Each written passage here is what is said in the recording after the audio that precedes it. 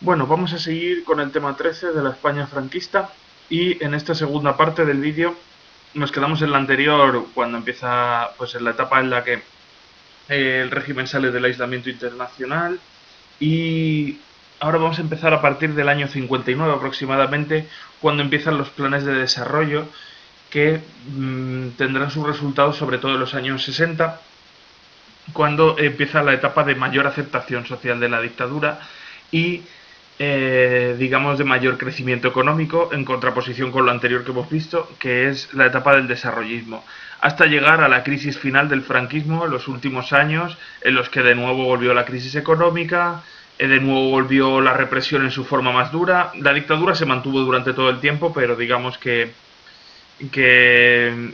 tras una leve suavización de la dictadura vuelve otra vez en toda su esencia. Y bueno, eso es un poco lo que vamos a ver hoy. Seguimos.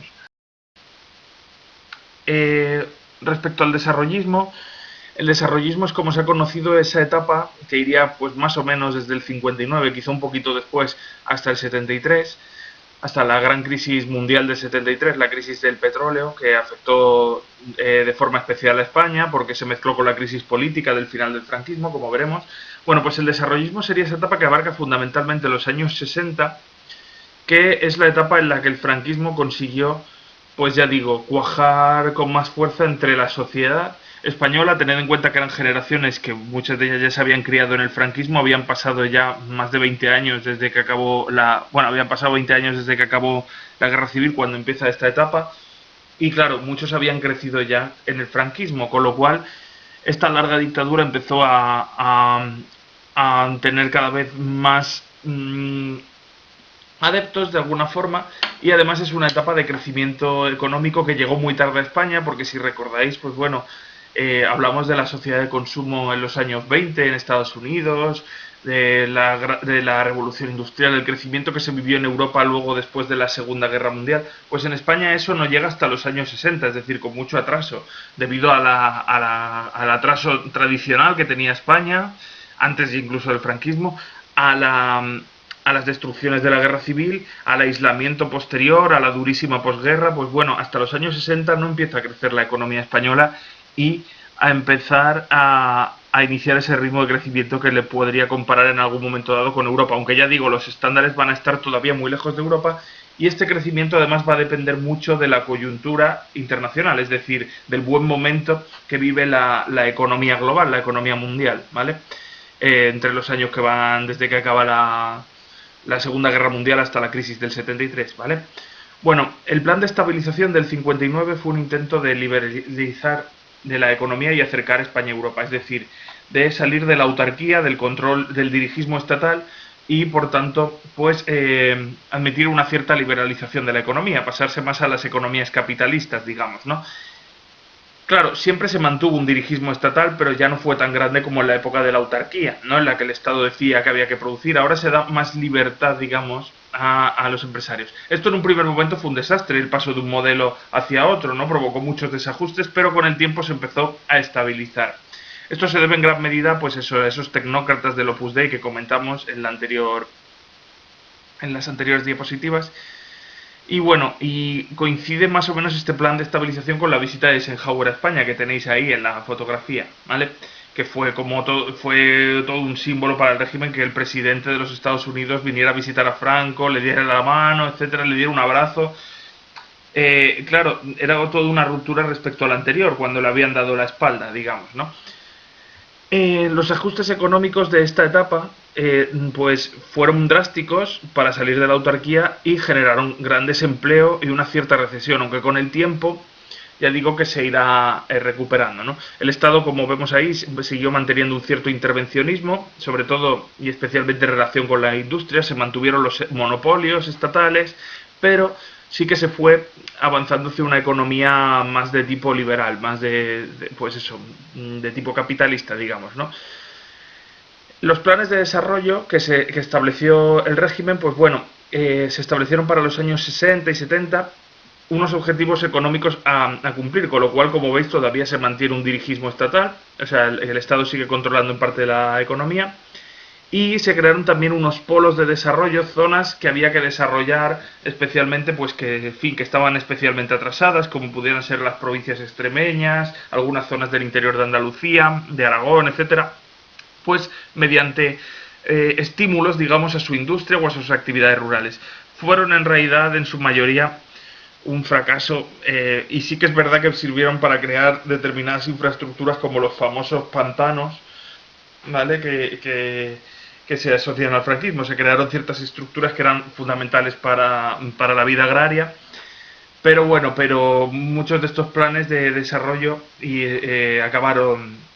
acabaron siendo escasamente exitosos, y digamos que la industria siguió avanzando, pero sobre todo en las zonas que ya antes habían sido industrializadas, como el País Vasco, Cataluña, Madrid, y en la costa mediterránea ahora sí que es verdad que tendrá un cierto repunte debido a la llegada de nuevas inversiones, del turismo, ahora lo comentaremos. Bueno, el desarrollismo, entre las causas del crecimiento del desarrollismo se deben, como vais a ver, estas causas se fundamentan en su mayoría en agentes externos, es decir, en cosas, en elementos que tienen que ver con la realidad internacional más que con los propios activos del régimen. ¿Qué quiere decir esto? Bueno, por un lado, el franquismo se benefició de la coyuntura internacional favorable, es decir, que la economía europea, bueno, la economía capitalista en general estaba creciendo después de la Segunda Guerra Mundial y ya llevaba un largo periodo de crecimiento, con lo cual eso es positivo porque puede favorecer la llegada de inversiones, etcétera, ¿vale? Al crecer el nivel de vida de los europeos, pues empieza a generalizarse el turismo como modelo de vida, digamos, ¿no? Y esto se va a convertir en un gran motor para la economía española. ¿Por qué? Porque, bueno, España pues tenía bajos precios, tenía playas, tenía una gran línea de costa, ¿no? Buen tiempo, buena gastronomía, muchos monumentos y ciudades históricas que visitar. Claro, así que se va a potenciar mucho en estas épocas el turismo de sol y playa, un turismo muy barato para el europeo medio en comparación con el que podía ofrecer pues otros países como Francia, digamos, ¿no? Que podían también ofrecer sus playas, pero digamos no a estos niveles, ¿no? Con lo cual España va a empezar a potenciar muchísimo el turismo y esto continúa hasta la actualidad. Bueno, ya sabéis con la actual crisis de la COVID-19, pues el turismo ha entrado en una gran recesión, pero España ha vivido mucho del turismo desde esta época, se ha convertido en uno de los pilares de su economía. Así que bueno, la llegada de extranjeros pues va a fomentar pues eso, el sector hotelero, la construcción, los transportes, la creación de viviendas en la costa y también, en fin, va a alterar muchísimo el paisaje de la costa mediterránea, sobre todo que es la que más va a atraer el turismo, ¿no? Las zonas como pues, yo qué sé, de hecho en estos momentos surgen ciudades que hasta ese momento habían sido pueblos, surgen zonas de masificación turística como puedan ser pues Benidorm, Ibiza, Salou, etcétera, ¿vale? Toda la costa del Mediterráneo, las Baleares.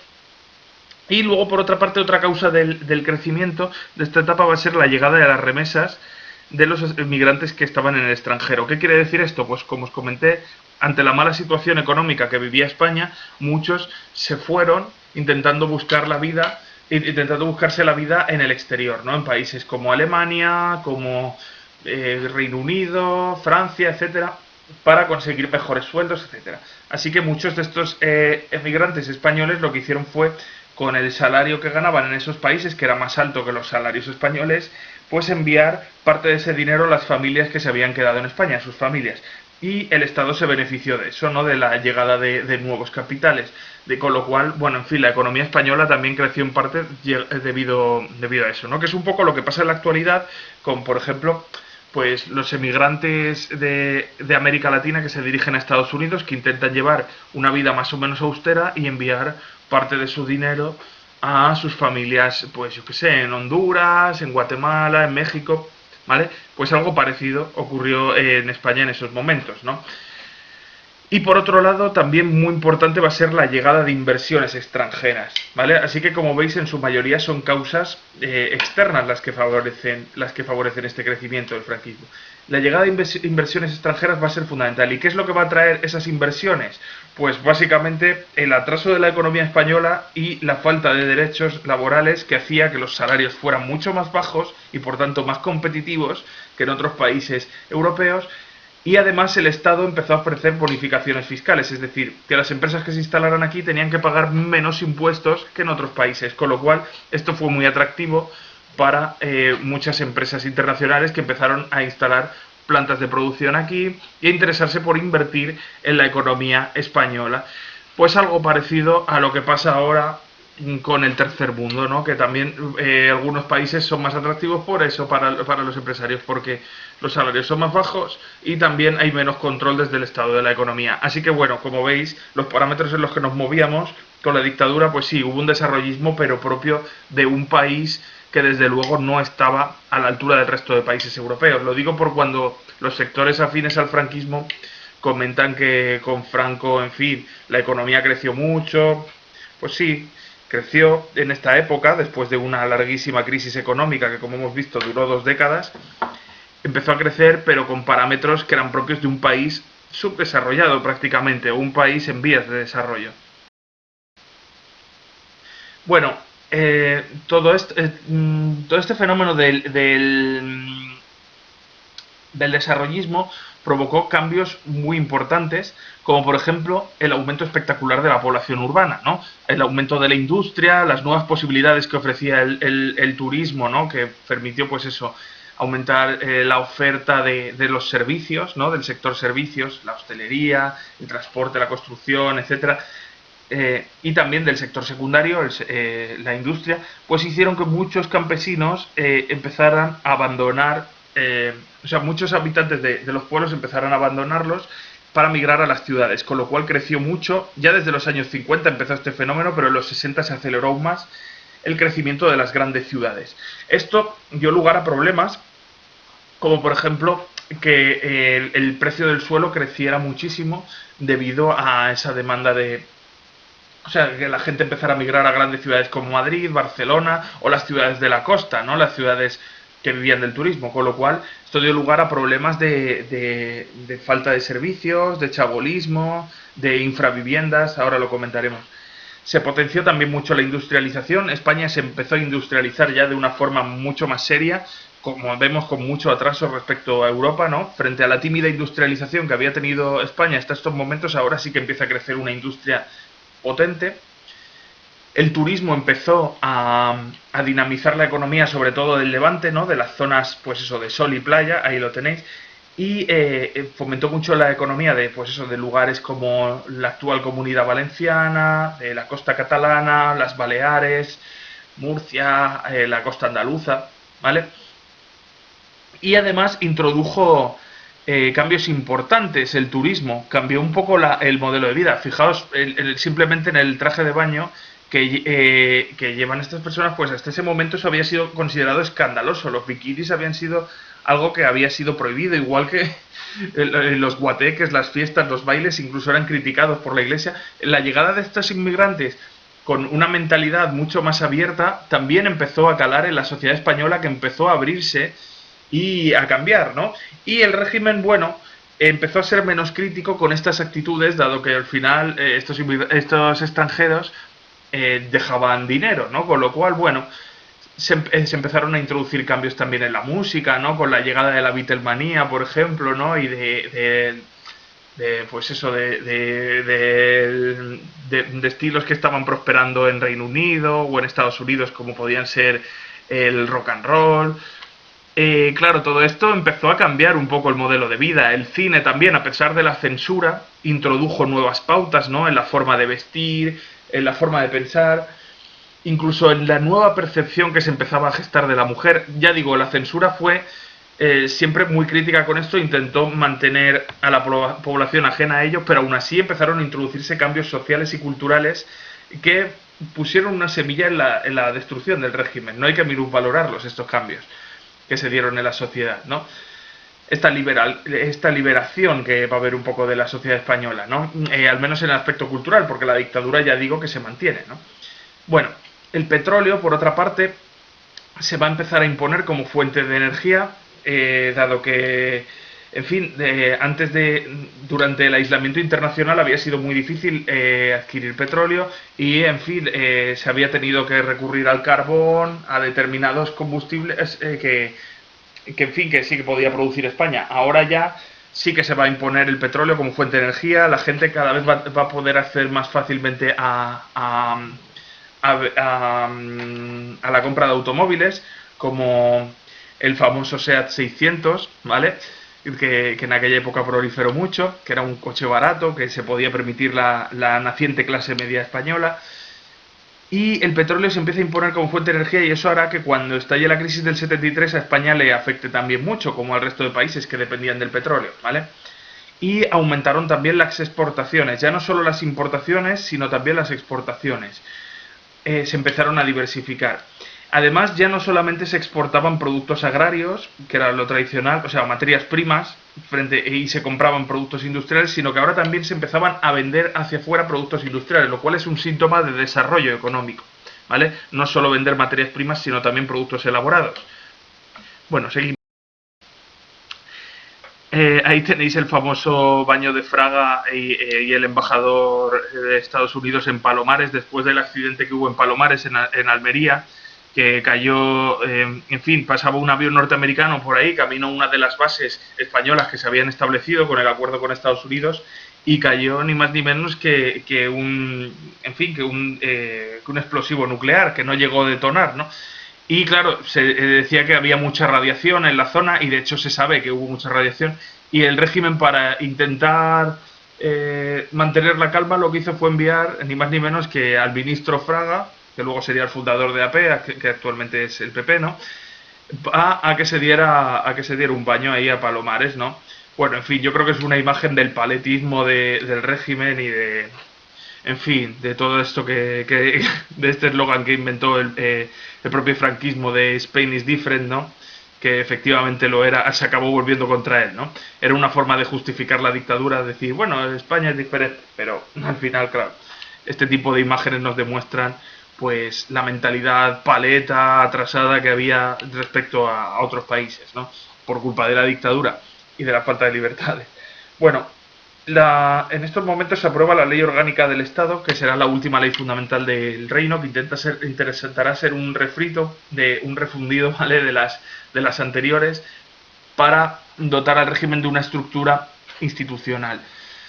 Actuar de alguna forma como si fuera una ley orgánica, o sea, como si fuera, perdón, una carta magna, una especie de constitución del régimen. En la práctica, bueno, como al final los derechos, las libertades no estaban garantizados de ninguna forma, pues estas leyes orgánicas eran casi un brindis al sol, como ya os dije, ¿vale?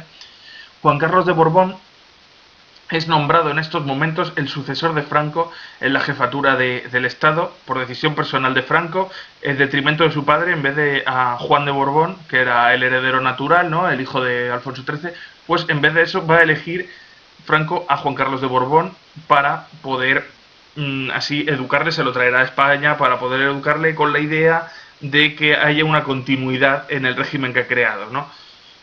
Por suerte no ocurrió así, pero sí que es verdad que la monarquía volverá a España por voluntad expresa de los sectores afines al franquismo, ¿vale? Que acabaron con la República. Bueno, habrá un cierto aperturismo en estos momentos, sí que habrá una cierta relajación, por ejemplo, en la censura, con la ley de prensa de Fraga, de este ministro que hemos comentado, que suprimía la censura previa, es decir, que no tenían que pasar todas las películas, libros, etcétera, por una censura previa, sino que en caso de que hubiera algo que hubiera que corregir, se les censuraba después.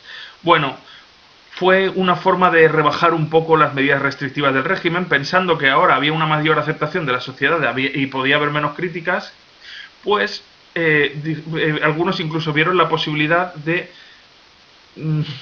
democratizar hasta cierto punto el régimen. Esto es muy exagerado, esto que he dicho de democratizar, pero sí de rebajar un poco los aspectos de la dictadura, ¿vale? O la ley Villar-Palasí, que estableció la primera educación general, ¿vale?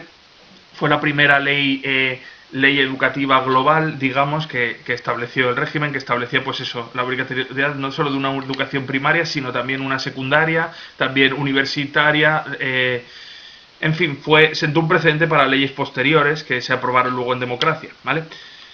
No obstante, no hay que olvidar que España siguió siendo una dictadura y una de las mayores pruebas de ello es que la Comunidad Económica Europea, lo que luego sería desde los años 90 la Unión Europea, rechazó reiteradamente su ingreso. España solicitó el ingreso en la CEE y bueno, para rechazarlo, la Comunidad Económica Europea no solamente alegó que España era un país más atrasado económicamente y que eso lastraría la economía de común europea, sino que aparte no tenía ni de lejos las garantías democráticas que se exigían, ¿no? Incluso en esta época en el extranjero se llegaron a decir frases como que Europa acababa en los Pirineos, como diciendo que al sur de los Pirineos lo que había no era Europa, sino un régimen pues propio de países subdesarrollados, con una dictadura que recordaba el pasado, ¿vale?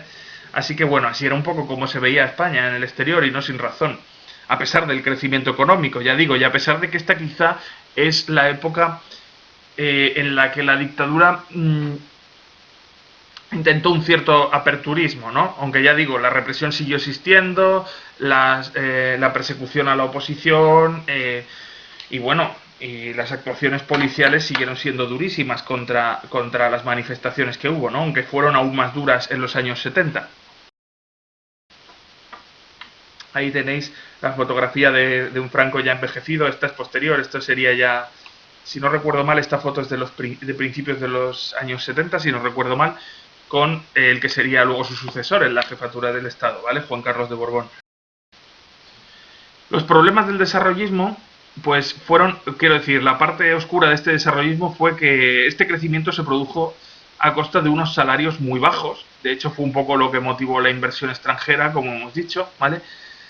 Provocó también un fuerte atraso tecnológico, digamos, o sea, provocó, no, perdón, vino acompañado de un atraso tecnológico. No se puede comparar la industrialización de España con la de otros países, dado que aquí se seguía apostando por industrias tradicionales como podía ser la metalurgia, industrias pesadas que estaban empezando a ser desbancadas por las nuevas industrias surgidas después de la Segunda Guerra Mundial, ¿no? Así que bueno, la tecnología además se dependía mucho del exterior, había que comprar las patentes del exterior. Luego, pues eso, la dependencia del exterior también en inversiones era muy grande, había un escaso apoyo a la innovación y la inversión en sectores punteros, ¿vale? En sectores que se estaban empezando a desarrollar ahora. Y además se produjo con grandes desequilibrios territoriales que ya existían antes del franquismo, pero que ahora se acentuaron incluso más, ¿no? Esa idea de que los polos de desarrollo pues fueran los de siempre, ¿no? Madrid, Cataluña, País Vasco y la costa, básicamente, ¿no? Mientras que el interior siguió siendo rural, muy atrasado, pues hablo de las dos Castillas, de Extremadura, de Aragón, ¿vale? Por poneros algunos ejemplos. Así que se dieron grandes desequilibrios territoriales y esto fomentó el éxodo rural, es decir, que muchos abandonarán sus pueblos para irse a estas grandes ciudades, lo que aún profundizó más en esas desigualdades que de alguna forma se mantienen en la actualidad, aunque no de una forma tan evidente, ¿vale? La balanza de pagos además va a seguir siendo desfavorable. Esto quiere decir que las importaciones van a ser mayores que las exportaciones, es decir, lo que se compra al exterior va a seguir siendo más que lo que se vende, con lo cual la balanza de pagos es desfavorable, ¿vale? No sale a cuenta, digamos. Hay un déficit en la relación entre exportaciones e importaciones y además hay un gran atraso respecto a otros países del entorno. Bueno, eso que veis ahí es un cartel de una película de las de Alfredo Landa que se hicieron muy famosas entre la sociedad, que bueno, eran cómicas, describían situaciones cotidianas, siempre había una figura del paleto del pueblo, ¿no? Que siempre iba con la boina casi enroscada a la cabeza, ¿no? Y que en fin, que mostraban un poco pues cómo era la vida en estos momentos. No se hacían desde una posición crítica, porque además no hubieran pasado la censura, pero sí que a veces introducían ciertos componentes críticos y llegaban al gran público, que servían para echarse unas risas y bueno, de lo que más se reían era pues de lo paleto que era este hombre y tal, pero algunas de estas películas también escondían de alguna forma sutiles críticas a la España del momento, como por ejemplo la imagen del pluriempleado, de aquel que tenía que trabajar en muchos oficios para conseguir llegar a fin de mes, ¿no? Que esto se introducía con cachondeo y con humor, pero no dejaba de ser una crítica a la situación que vivía España. O por otra parte, pues esto, vente a Alemania, Pepe, como diciendo, vente a Alemania que se vive mucho mejor que en España, ¿no? Claro, luego al final esto se camuflaba con lo típico de, pero los alemanes no comen tan bien como nosotros, o yo qué sé, o los alemanes no tienen el salero que tiene un español, tal, con las típicas paletadas del momento, pero no dejaban de tener una crítica que escapaba a la censura, ¿no? Igual que se puede ver en algunas canciones del momento, en películas, en libros, había que afinar mucho, que ser muy sutil para pasar el filtro de la censura, ¿vale? Y hacerlo pues eso, con humor, con ese toque de cachondeo. Seguimos. Respecto a los cambios sociales que se ven en esta época, lo que hemos comentado ya, ¿no? El éxodo rural, aumenta la población de las ciudades, aumenta el urbanismo, sobre todo pues en las zonas que hemos comentado, ¿no? En la costa, en la capital, en las grandes ciudades. Y esto lleva a fenómenos de chabolismo, porque como aumenta el precio del suelo urbano, pues por ejemplo ciudades como Madrid o Barcelona, algunos de los barrios del sur de Madrid, por ejemplo, lo que al día de hoy sería Carabanchel, o mira, desde donde estoy hablando yo ahora mismo, desde Aluche, que es donde vivo, o pues yo que sé, Vallecas, toda esta zona se llenó de chabolas, de infraviviendas, digamos, ¿no? Porque mucha gente que venía a trabajar tenía que vivir en las condiciones que pudiera, y el régimen de alguna forma actuó como si no viera esa realidad, ¿no? También hubo un importante desarrollo de la clase media en contraposición a eso, que sí que es verdad que llegó con mucho atraso respecto a Europa, pero empezó a surgir una nueva clase media que podía permitirse más y por tanto llegó la sociedad de consumo, algo que había aparecido muchísimo antes, si recordáis, en Estados Unidos.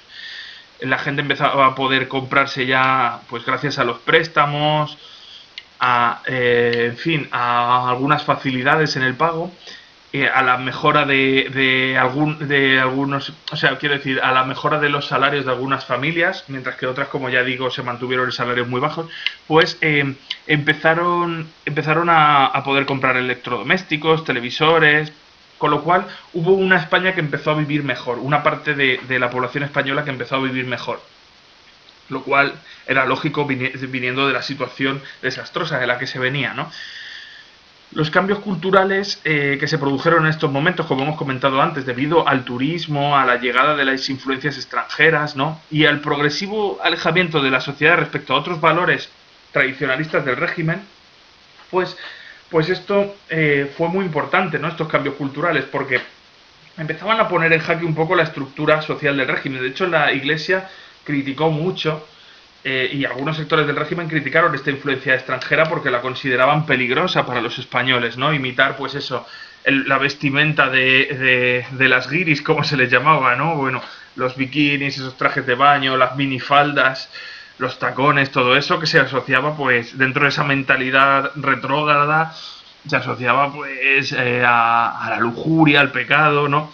Del mismo modo que, bueno, pues las influencias de la música, la televisión, el baile, pues todo eso se consideraba una influencia perniciosa, aunque pueda parecer algo inocente, el pelo largo, ¿no? En los chicos, quiero decir, ¿no?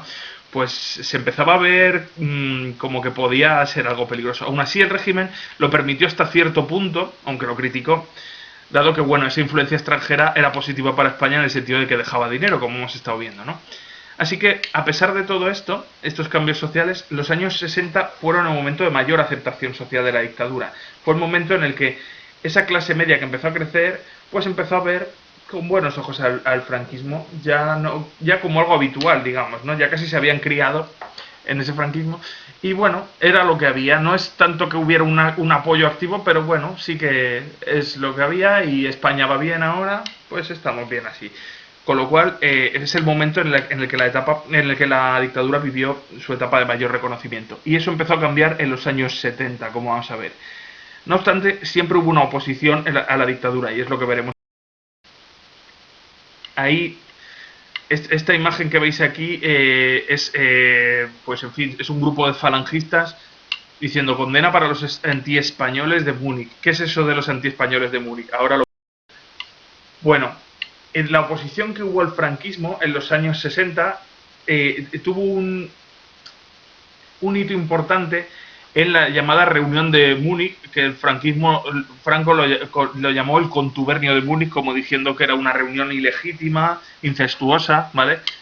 En la que se encontró la oposición que había en el exterior, incluyendo a socialistas, comunistas, etcétera, y la que había en el exterior también, para exigir la llegada de la democracia a España, ¿no? Y para intentar encontrar el respaldo de la comunidad internacional. En ella participaron incluso figuras que hasta ese momento se habían asociado al régimen. Por ejemplo, Gil Robles, que si recordáis había sido uno de los políticos de derechas más destacados de la Segunda República, participó en esta reunión de Múnich, con lo cual hubo incluso algunos miembros que si no eran parte activa del régimen, sí que se les consideraba parte de las clases políticas del régimen, que participaron en esta reunión de Múnich. Esto fue visto como algo terrible, como una traición por parte del franquismo, se condenó y de hecho muchos no pudieron volver luego a España, claro. El PCE, en estos momentos, el Partido Comunista de España, renunciará al estalinismo, dejará de seguir la línea de la Unión Soviética y empezará a volverse eurocomunista, ¿vale? Con Carrillo dejará de ser un partido, digamos, pues eso, vinculado a la Unión Soviética, intentará, manteniendo el marxismo y manteniendo el comunismo como punto de vista, pues crear un modelo propio alejado del de la Unión Soviética, después de, pues, en fin, los abusos que se habían visto durante la Guerra Fría, ¿no? Como la invasión de Hungría, etcétera, ¿vale? Algo que ocurre con casi todo el comunismo europeo, que se va alejando cada vez más de la Unión Soviética, los grandes partidos comunistas de Europa en estos momentos, ¿vale? En los años 60 y 70. Bueno, hubo huelgas y protestas obreras en el interior de España promovidas sobre todo por el sindicato comunista de comisiones obreras, que cada vez empezó a ganar más fuerza frente a la UGT o la CNT, como ya os he dicho, que eran los tradicionales. Hubo manifestaciones estudiantiles que empezaban a ser más abundantes en la medida en la que crecía, pues eso, el número de estudiantes en la universidad, esa clase, digamos, más conocedora de la política, que estaba más influida por las ideas internacionales y que, en fin, que veía a las claras que en España no había democracia, pues empezaron a manifestarse cada vez más, y esto fue reprimido durísimamente por la policía, por los llamados grises, ¿vale? Hubo incluso muchos encarcelamientos, fueron a los calabozos, incluso algunos que protestaron fueron víctimas de torturas, como por ejemplo las del famoso Billy el Niño, que a lo mejor lo habéis oído en las noticias alguna vez, ¿no? Que fue luego condecorado y que, en fin, fue uno de los policías que más torturas cometió, ¿no? Le llamaban Billy el Niño por su facilidad para sacar la pistola.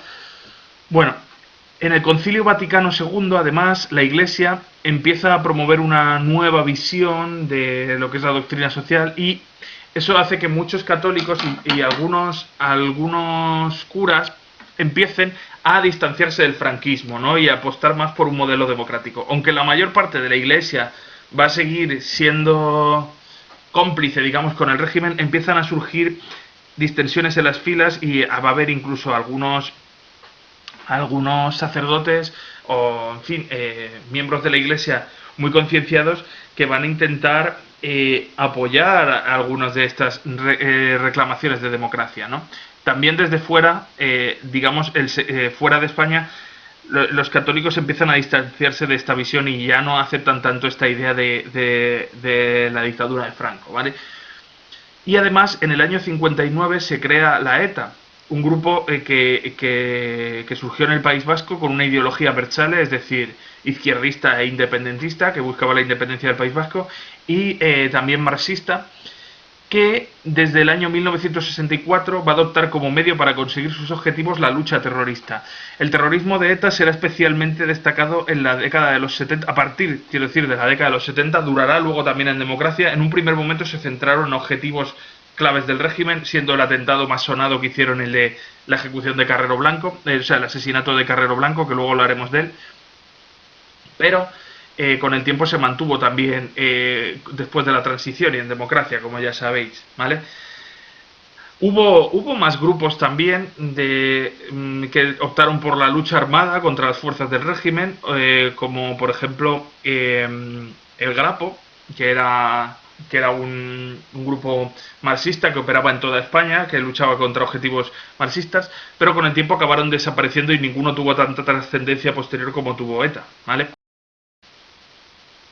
Bueno, pasamos a la crisis final y precisamente os hablaba de Carrero Blanco, pues es ese que veis ahí en la imagen, que era uno de los miembros de los sectores más duros del franquismo, es decir, de los que querían mantener la dictadura a toda costa. No estaban de acuerdo con las medidas aperturistas que habían hecho ministros como Fraga o Villar Palasí en momentos anteriores, como os he dicho. Y Franco, que cada vez está más envejecido, ¿vale?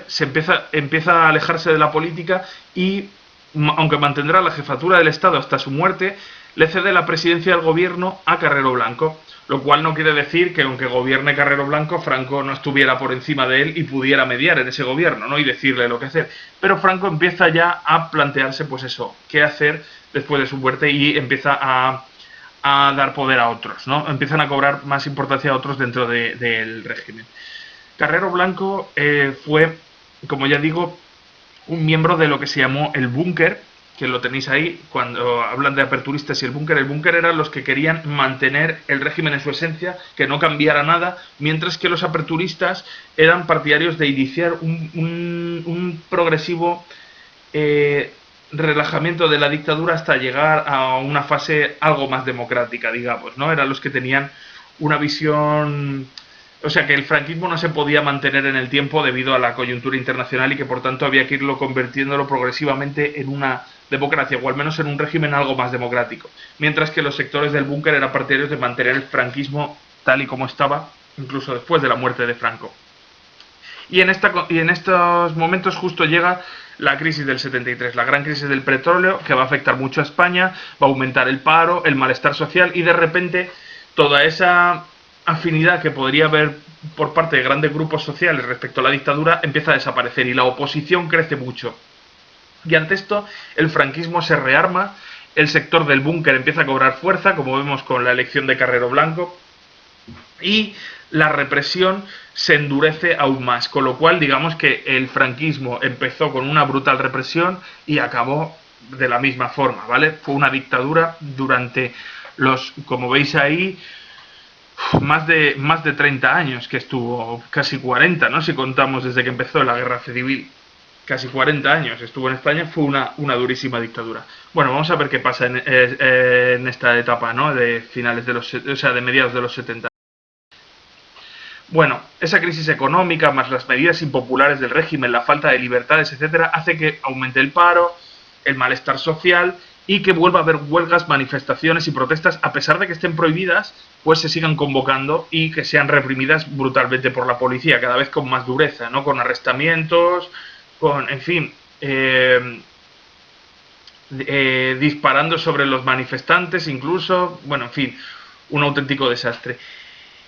Y en estos momentos la ETA da el mayor golpe en cuanto a un objetivo político de su historia, seguramente, que es el asesinato ni más ni menos que de Luis Carrero Blanco, que si recordáis era, pues como si dijéramos, el presidente del gobierno en estos momentos, ¿no? Mientras que Franco seguía siendo jefe de Estado.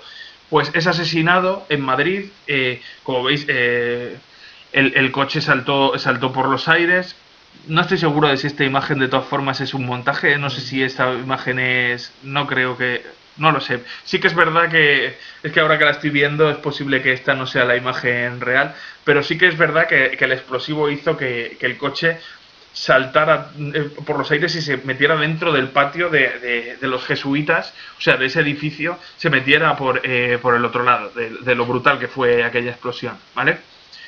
Ya digo, pongo ahora en duda que esta imagen sea real o esté trucada, pero sí que la explosión fue brutal. Carrero Blanco murió y ante esto el régimen franquista se endurece su represión de una forma brutal, ¿no? Va a actuar contra todo tipo de oposición y va a abandonar todo discurso reaperturista, ¿no? Se vuelve a la censura, al discurso fascista, y el que sucede en la presidencia a Carrero Blanco va a ser Arias Navarro, otro miembro del búnker, que a pesar de que en un primer momento da un discurso de cierta apertura, pues al final sus actuaciones demuestran que está en la línea dura del movimiento nacional, ¿vale? Bueno, ese discurso de Arias Navarro, de febrero del 74, da la impresión de que va a haber una cierta apertura, pero es mentira, porque en el 74, Puig Antich, un anarquista catalán, va a ser ejecutado, va a ser la última víctima en España por garrote vil, va a morir de muerte brutal, encima en fin, pues eso, por un crimen que se pone en duda incluso que él cometiera. Se refuerza la represión y va a seguir habiendo incluso penas de muerte, como por ejemplo la ejecución de algunos miembros de la ETA en 1975 y en fin, de otros opositores, que va a ser incluso criticada por la comunidad internacional, ¿no? Se refuerza la represión, la censura, así que el régimen se va bunkerizando, ¿no? Se declara el estado de excepción en Vizcaya debido a las huelgas obreras y el terrorismo de la ETA, es decir, llega el ejército, los militares, hay luchas callejeras, incluso se crea en estos momentos el batallón vasco español, que es como una fuerza de choque fascista contra los grupos abertzales, aumentan las protestas, en fin. Y en estos momentos, en el año 74, comienza la revolución de los claveles en Portugal, que era otro país cercano a España, como sabéis, que no solamente geográficamente, sino también en cuanto a la evolución política, donde había habido una dictadura también. Y en esos momentos es derrocada esa dictadura, en el 74. Esto hace que la oposición española se movilice aún más, viendo que si ha sido posible en España, en Portugal, será posible también en España. Y la oposición se va a organizar en dos: en la Junta Democrática, que la formaban los sectores socialistas y comunistas, es decir, los sectores más comunistas, el PCE, el Partido Comunista y Comisiones Obreras, y la Plataforma de Convergencia Democrática, formada por los sectores socialistas del PSOE y de la UGT. Juntas se unirán luego y formarán lo que se ha llamado la Plata Junta, ¿no? Para intentar presionar, para conseguir, cuando muera Franco, alcanzar la democracia, ¿no? Y mantener contactos con los sectores aperturistas del régimen para lograr la transición a la democracia. Y mientras tanto la ETA sigue operando, sigue habiendo protestas de todo tipo y son ejecutados 2 etarras y 3 miembros del FRAP, que era también un grupo terrorista de ideología marxista, ¿vale? Antifranquista. Y a pesar de la oposición internacional, son ejecutados, son las últimas víctimas por pena de muerte que hubo en la historia de España, fueron fusilados a finales del franquismo, y ante esto 13 países retiran a los embajadores de España, no criticando la medida, pensando que en un Estado europeo no puede seguir existiendo la pena de muerte. Ante esto, ¿qué hace el régimen? ¿Pedir perdón? No, todo lo contrario, decir que esto es por la presión del marxismo internacional, de la conspiración judeo-masónica, es decir, volviendo a la retórica, a la forma de hablar del principio del régimen, de la falange, del fascismo, es decir, mostrando su cara más fea y demostrando lo que era el franquismo, ¿no? Una dictadura asquerosa, pero si me permitís. Bueno, hacia el final, hacia la crisis final del régimen, pues Franco enfermó gravemente, aunque se le intentó mantener con vida. La oposición se moviliza ante esta oportunidad que se empieza a abrir de cambiar el franquismo una vez que muera Franco, pero en su último discurso público, en octubre del 75, en el Palacio Real, en el Palacio de Oriente, como se llamaba en aquel momento, de Madrid, pues hace un auténtico alegato en favor de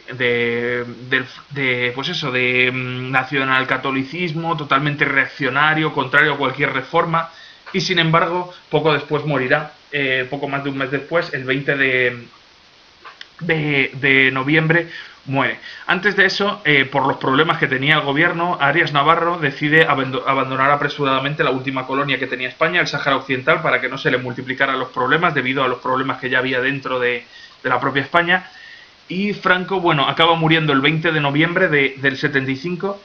Le sucederá Juan Carlos de Borbón en la jefatura del Estado y empezará el lento proceso de la transición.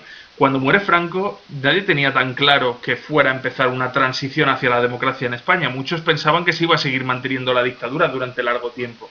Sin embargo, empezará poco a poco el proceso de la transición, en la que jugarán un papel clave, pues, personajes como, por ejemplo, dentro de los sectores aperturistas del franquismo, Adolfo Suárez será un personaje clave. También tendrá un papel muy importante la figura del rey, ¿vale? De Juan Carlos I.